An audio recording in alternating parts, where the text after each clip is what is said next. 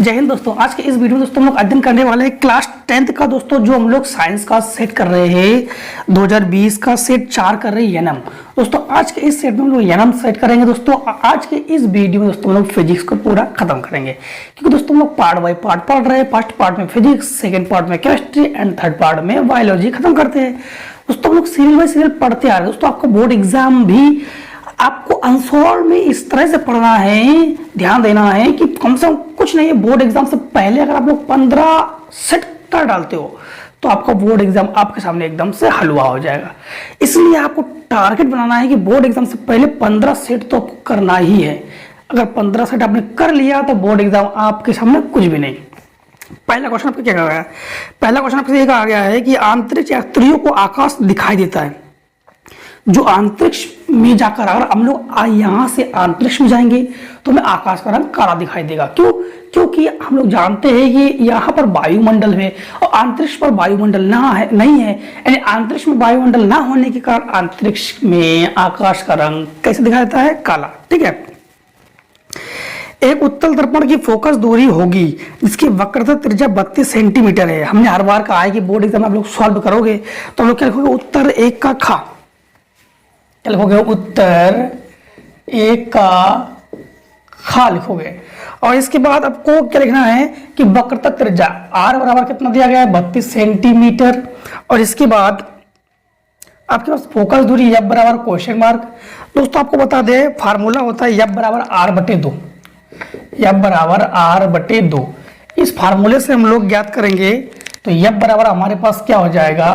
32/2 अर्थात 16 सेंटीमीटर। कौन सा ऑप्शन सही गया? दूसरा। तो दूसरा 16 सेंटीमीटर इस प्रकार से। ठीक है। इसके बाद 1 का गा में हमसे ये कहा गया है कि ओम के नियम के अनुसार धारा व विभवांतर में ग्राफ बनेगा। आपको बता दें कि उत्तर आपको 1 का गा, उत्तर 1 का गा में आपको लिखना है। तो उत्तर 1 का गा, ध्यान देना कि ये हमारे पास ये लाइनिंग होती है धारा के लिए इस प्रकार से, और ये वोल्टेज के लिए इस प्रकार से। अगर धारा के मान को बढ़ाएंगे तो वोल्टेज का मान भी बढ़ता है, जो कि ये हमारा क्या होता है? ढाल। तो यहाँ पर ये जो रेखा है इसे हम लोग कहते हैं सरल रेखा। क्या कहते हैं हम लोग? सरल रेखा। तो हम लोग कहेंगे हमारा कौन सा ऑप्शन सही जाएगा? ऑप्शन पहला सही जाएगा, एक सरल रेखा। ठीक है। इसके बाद आपसे क्वेश्चन नंबर घ में कहा गया है एक लघुपथित परिपथ में धारा का मान होता है। लघुपथ है, पथ का मान छोटा है, यानी पथ छोटा हो तो धारा का मान अधिक होता है, अगर पथ का मान अधिक हो तो धारा का मान कम होता है। ये तो हम लोग पहले से ही जानते हैं। तो इसमें कौन सा सही होगा हमारे पास? शून्य, न्यूनतम, अधिकतम। अधिकतम क्या होगा? अधिकतम। तो अगर लघुपथित परिपथ है तो धारा का मान अधिकतम होगा। क्लियर। इसके बाद क्वेश्चन दूसरा, एक मिट्टी का तेल, तारपीन का तेल और जल का अपवर्तनांक क्रमशः 1.44, 1.47, 1.33 है। इनमें प्रकाश की चाल किस में अधिक होगी और क्यों? तो ध्यान देना दोस्तों, यहाँ पर आपके पास क्या लिखा गया? लिखोगे उत्तर 2 का का। क्या लिखोगे आप लोग? उत्तर 2 का का, उत्तर 2 का लिखोगे। उत्तर 2 का का में आपसे ये कहा गया तारपीन यानी मिट्टी का तेल। तो मिट्टी का तेल, मिट्टी का तेल का अपवर्तनांक, मिट्टी का तेल का अपवर्तनांक कितना है? मिट्टी का तेल का अपवर्तनांक अगर बाई चांस नहीं भी आ रहा तो देख लेना कि मिट्टी का तेल का अपवर्तनांक आपके पास दिया गया है 1.44, 1.44। ठीक। इसके बाद आपके पास इसमें दिया गया है कि तारपीन का तेल का अपवर्तनांक, तारपीन का तेल का अपवर्तनांक ये दिया गया है हमारे पास 1.47, 1.47। और जल का दिया गया है, जल का अपवर्तनांक 1.33। किसमें प्रकाश की चाल किसमें सबसे अधिक होगी और क्यों? तो ध्यान देना प्रकाश की चाल सबसे अधिक होगी जल के अपवर्तनांक में, क्योंकि अपवर्तनांक जिसका कम होता है प्रकाश की चाल उसमें अधिक होती है। तो सबसे अपवर्तनांक कम किसका है? सबसे अपवर्तनांक कम है जल का, इसलिए प्रकाश की चाल सबसे अधिक किसमें होगी? जल में। तो आपको यही उत्तर लिखना है कि प्रकाश की चाल सबसे अधिक जल में होगी, क्योंकि जल का अपवर्तनांक सबसे कम है। क्लियर। इसके बाद दूसरे का खा, एक उत्तल लेंस द्वारा प्रतिबिंब के आवर्धन सूत्र लिखिए। क्या यह ऋणात्मक और धनात्मक दोनों हो सकते हैं? तो ध्यान देना, हम लोग लिखेंगे उत्तर 2 का खा। हम लोग क्या लिखेंगे? उत्तर 2 का खा। उत्तर 2 का खा में क्या कहा गया है कि एक उत्तल लेंस द्वारा प्रतिबिंब बनने का आवर्धन का सूत्र लिखिए। तो हमें लिखना है आवर्धन का सूत्र। हमें क्या लिखना है? आवर्धन का सूत्र। तो आवर्धन का सूत्र अब किसके लिए? हमसे क्या पूछा गया है? किसके लिए? उत्तल लेंस के लिए। तो ध्यान देना, उत्तल लेंस के लिए हम लोग आवर्धन सूत्र याद करेंगे। आवर्धन सूत्र को लिखते हम लोग यम से। यम बराबर क्या हो गया हमारे पास? आई बटे ओ। आई क्या है? प्रतिबिंब की लंबाई। ओ क्या है? वस्तु की लंबाई। ठीक, ये तो हमने सूत्र लिख दिया। इन्होंने ये कहा है कि क्या सूत्र जो है ये ऋणात्मक, यानी सूत्र नहीं, आवर्धन जो है ऋणात्मक और धनात्मक दोनों हो सकते हैं? तो लिखना है कि हाँ, दोनों हो सकते हैं। यानी जो हमारे पास आवर्धन का सूत्र है ये माइनस का भी होता है, आवर्धन का सूत्र प्लस का भी होता है। ठीक, इसके बाद हमसे 2 का गा में कहा गया है 1 किलोवाट घंटा में कितने जूल होते हैं, गणना कीजिए। तो हम लोग क्या लिखोगे? उत्तर 2 का गा। क्या लिखोगे? उत्तर 2 का गा। उत्तर 2 का गा में आपको दोस्तों ये लिखना है कि 1 किलोवाट घंटा, 1 किलोवाट घंटा को आपको किस में कन्वर्ट करना है? जूल में, गणना द्वारा करना है। तो ध्यान देना दोस्तों, सबसे पहले आपको बता दें कि 1 किलोवाट घंटा बराबर क्या होता है? 1 किलोवाट कितना होता है? 1000 वाट इंटू 1 घंटा कितना सेकंड होता है? 3600 सेकंड। 1 घंटे में कितने सेकंड होते हैं? 3600 सेकंड। वाट बराबर क्या होता है? वाट बराबर होता है जूल प्रति सेकंड। तो हम लोग इसको 1000 को लिख सकते हैं जूल प्रति सेकंड इंटू ये हो गया 3600 सेकंड। सेकंड सेकंड कट गया, 1 2 3 4 5, 36 वाला 1 में करोगे 36 से कम 36 इंटू 10 की घात 5 जूल। अब ध्यान देना कि यहाँ पर हमें एक अंक दशमलव लगाना पड़ता है। तो 1 जूल यहाँ पे लिखेंगे तो 1 प्लस यहाँ पे करना पड़ेगा हमें। तो ये दशमलव हटाएंगे तो दशमलव 0 बढ़ा देंगे हम लोग। तो जगह 3.6 इंटू 10 की घात 6 जूल। ये हो गया 1 किलोवाट घंटा बराबर 3.6 इंटू 10 की घात 6 जूल। ठीक, इसके बाद तीसरे का आ गए, एक लेंस की फोकस दूरी की गणना कीजिए। फोकस दूरी की गणना कीजिए। उसकी क्षमता -2 डायोप्टर है और यदि +1 डायोप्टर की क्षमता वाला लेंस इसके साथ जोड़ दिया जाए तो संयुक्त लेंस की फोकस दूरी क्या होगी? सबसे पहले लिखेंगे हम लोग उत्तर 3 का का। हम लोग क्या लिखेंगे? उत्तर 3 का। उत्तर 3 का में ये कहा गया है एक लेंस की फोकस दूरी की गणना करना है। तो फोकस दूरी या बराबर हमसे पूछ रहा है। इसके बाद इसकी क्षमता, तो P बराबर हो गया -2.0 डायोप्टर। और इसके बाद यदि एक क्षमता के लेंस को इसके साथ जोड़ देते हैं डायोप्टर वाला, तो फोकस दूरी फिर से पूछा गया है। तो एक काम करो, इसको मानो F1, इसको P1, इसके बाद फिर से इसका P2 दिया गया है, प्लस का 1.0 डायोप्टर और हमसे F2 पूछ रहा है। F2 जो है वो पूछ रहा है। ठीक, अब लेंस की क्षमता का फार्मूला क्या होता है? तो लेंस की क्षमता, P बराबर होता है 1/f। अरे ये होता है मीटर में। ठीक है, अब P1 हम लोग कर लो। यहाँ पर P1 बराबर 1 मीटर बटे ये हो जाएगा F1। P1 की जगह रखेंगे -2 बराबर 1 मीटर, तो जगह होता है 100 सेंटीमीटर बटे F1। F1 इसकी जगह पर, ये इसकी जगह पर पहुंच जाएगा। ठीक, तो ये हो जाएगा F1 बराबर -100/2 अर्थात कट के आ जाएगा 50। तो F1 बराबर -50 सेंटीमीटर। इसके बाद इन्होंने ये कहा है कि इसमें क्या करते हैं, ये प्लस का 1 है। ठीक है, इसमें हम लोग इसको जोड़ देते हैं। तो P बराबर क्या हो जाएगा? P1 प्लस P2, क्योंकि ये P क्या है? टोटल हमारे पास क्षमता है। ठीक है, तो ये हमारा P बराबर P1 प्लस P2 के अनुसार हम लोग क्या करते हैं? -2 + 1, जब घटा देंगे तो -1 हो जाएगा। 1 डायोप्टर क्या हो जाएगा? -1 डायोप्टर। अब यही फार्मूले के अनुसार हम लोग क्या करेंगे? इसको एक काम करते हैं, P2 ना करो। ठीक, P2, हाँ P2 सही है। इसको चलो F2 ही कर लेते हैं।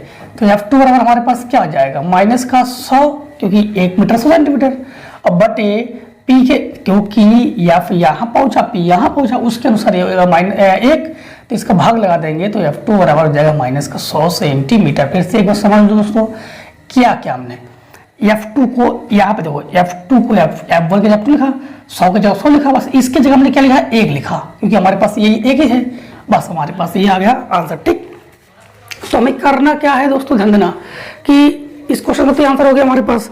अब दोस्तों हमसे क्वेश्चन नंबर अगर तीसरा नहीं करना है का, तो इसका अथवा करना है, तो वो डिग्री में लिखना पड़ेगा हमें। तीसरे का अथवा हमें लिखना, उत्तर तीसरे का भी लिखना है और आपको अथवा भी लिखना है। ठीक है, तो इसमें क्या करना है आपको ध्यान देना कि इसमें लिखा है 15 सेंटीमीटर फोकस दूरी के, फोकस दूरी यानी एफ बराबर कितना हो गया 15 सेंटीमीटर, एफ बराबर हो गया 15 सेंटीमीटर। ठीक, इसके बाद आपके पास ये कहा गया है कि उत्तल दर्पण से कोई वस्तु 10 सेंटीमीटर की दूरी पर रखी है, तो वस्तु की दूरी को हम लोग लिखते हैं यू से, तो यू बराबर -10 सेंटीमीटर। ठीक, इसके बाद प्रतिबिंब की स्थिति तथा प्रकृति ज्ञात कीजिए। प्रतिबिंब की स्थिति यानी वी हमसे पूछ रहा है, तो वी बराबर क्वेश्चन मार्क। अब हमारे पास क्या दिया गया है, एक उत्तल लेंस, एक लेंस की फोकस दूरी, एक फोकस दूरी का उत्तल दर्पण, लेंस नहीं दर्पण है, यानी 15 सेंटीमीटर फोकस दूरी की उत्तल दर्पण। तो दर्पण के लिए फार्मूला लगाएंगे हम लोग, तो दर्पण का सूत्र क्या होगा, हम लिखेंगे दर्पण सूत्र, दर्पण सूत्र है 1/F बराबर 1/V प्लस 1/U।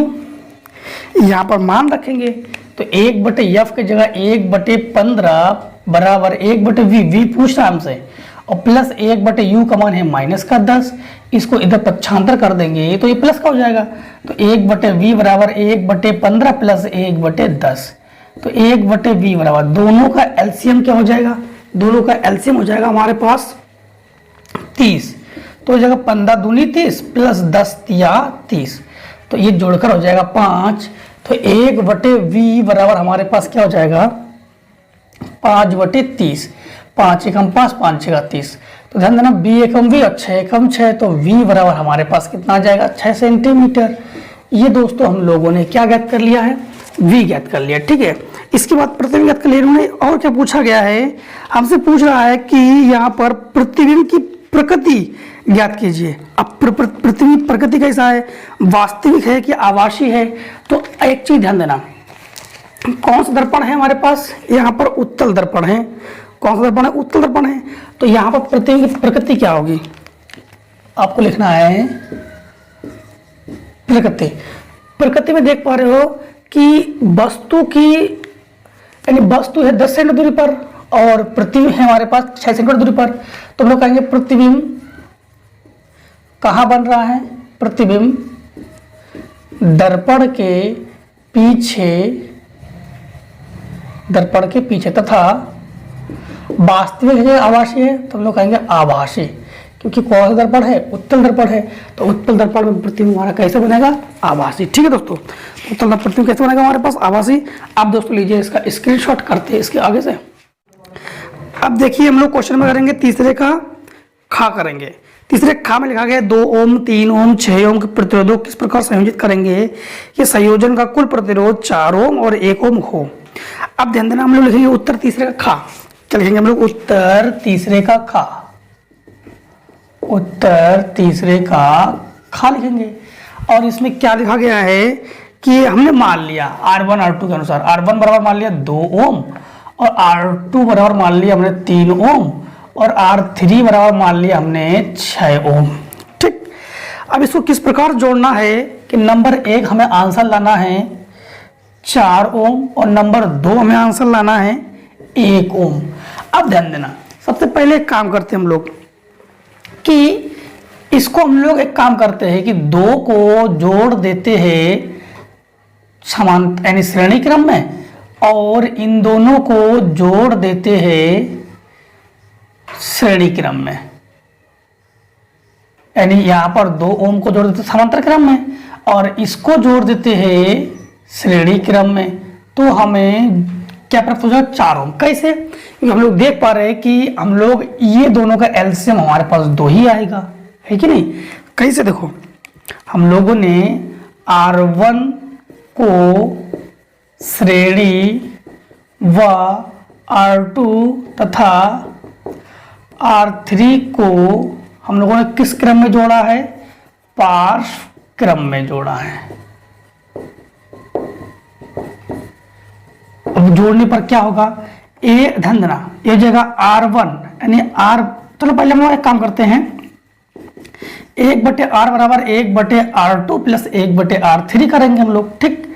तो इसको R डैश कर लो, तो ये जगह 1/3 प्लस 1/6, दोनों का एलसीएम हो जाएगा 6, 3 दूनी 6 और 6 एकम 6, जोड़कर हो जाएगा 3/6, 3 एकम 3, 3 दूनी 6, अर्थात R डैश एकम R डैश 2 एकम 2, तो हो जाएगा R डैश बराबर 2 ओम। अब R बराबर हम लोग क्या निकालेंगे? R बराबर निकालेंगे हम लोग R डैश प्लस R, क्योंकि ये दोनों किस क्रम में है? श्रेणी क्रम में है। तो हमारे पास क्या आ जाएगा? R बराबर 2 प्लस ये हो गया 2 और इसका मान भी 2, तो हो जाएगा हमारे पास R बराबर 4 ओम, ठीक। इस प्रकार से 4 ओम आ जाएगा। अब दो, ये तो हमारे पास पहला कंडीशन था। कौन सा कंडीशन था? पहला कंडीशन, ठीक। दूसरा कंडीशन में क्या करेंगे हम लोग? दूसरा कंडीशन में तीनों को एक काम करो कि तीनों को जोड़ दो पार्श्व क्रम में, तीनों को जोड़ दो पार्श्व क्रम में। जब तीनों को जोड़ देंगे पार्श्व क्रम में तो 2 ओम, 3 ओम और 6 ओम। जब तीनों को पार्श्व क्रम में जोड़ेंगे, तीनों को किस क्रम में जोड़ेंगे? तीनों को पार्श्व क्रम में जोड़ने पर, जब तीनों को पार्श्व क्रम में जोड़ेंगे तो क्या आएगा? 1/R बराबर 1/2 प्लस 1/3 प्लस 1/6, एलसीएम हो जाएगा 6 2 3 6, ठीक। तो हो जाएगा 3 दूनी 6 और इसके बाद 6 एकम 6, तो जोड़कर हो जाएगा 6, तो 1/R बराबर 6/6, अर्थात कट के हो जाएगा 1। तो हम लोग कहेंगे कि R बराबर कितना आ जाएगा? 1 ओम। यही दोस्तों में लाना था, ठीक। तो हम लोग 1 ओम और 2 ओम आ जाएगा। एक बार हम लोग किस क्रम में जोड़ेंगे? एक बार हम लोग तीनों को श्रेणी क्रम में पार्श्व क्रम में जोड़ेंगे और एक बार R1 को श्रेणी क्रम में, R2 R3 को हम लोग किस क्रम में जोड़ेंगे? इसको जोड़ेंगे हम लोग पार्श्व क्रम में, ठीक है। इसके बाद हम लोग तीसरे का खा का अथवा किसी चालक के प्रतिरोध से क्या तात्पर्य, ये किन कारकों पर निर्भर करते हैं? ये तो दोस्तों हम लोग कर चुके हैं। सेट दूसरे के यानकी वाले सेट में हम लोग कर चुके हैं, तो दोस्तों पढ़ चुके हो, तो इसको बताने की जरूरत है ही नहीं।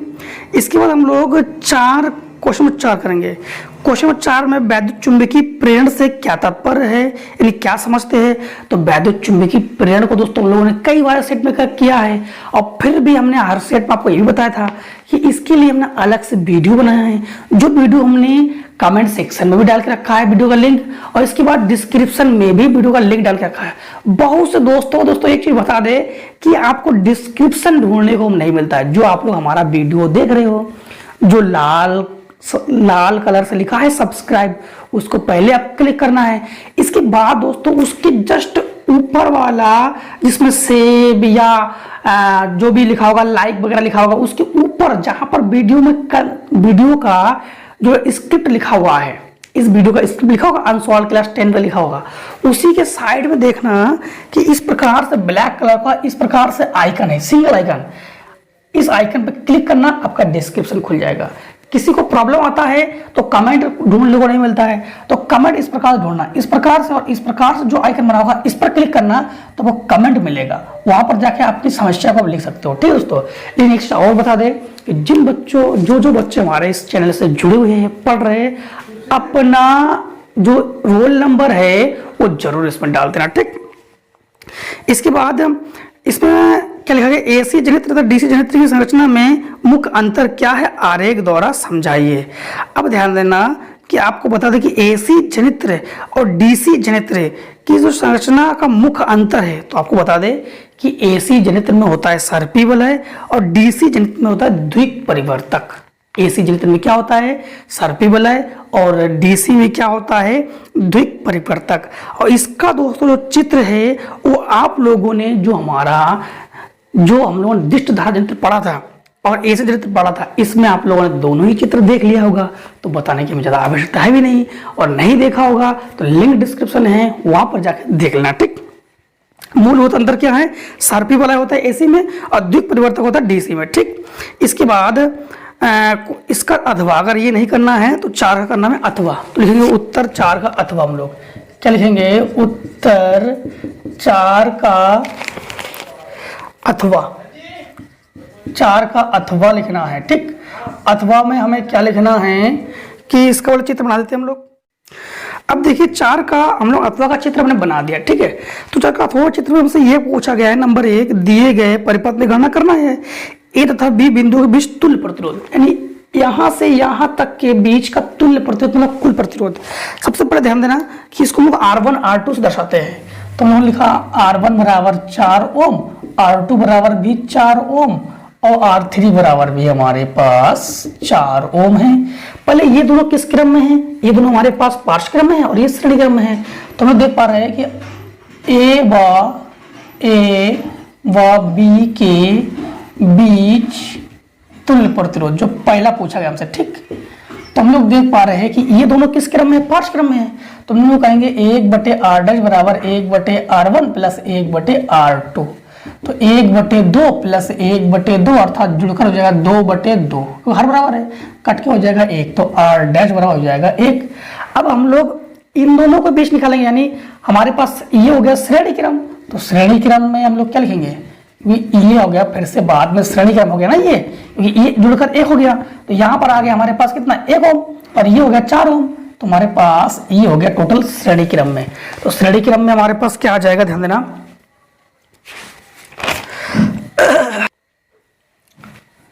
तो ये हो जाएगा 1/4 प्लस 1/4 बराबर 2/4, 2 1 2, 2 दूनी 4, अर्थात हम लोग कहेंगे R' बराबर 2 ओम आ जाएगा। ठीक, तो यहाँ का टोटल मान क्या आएगा, 2 ओम।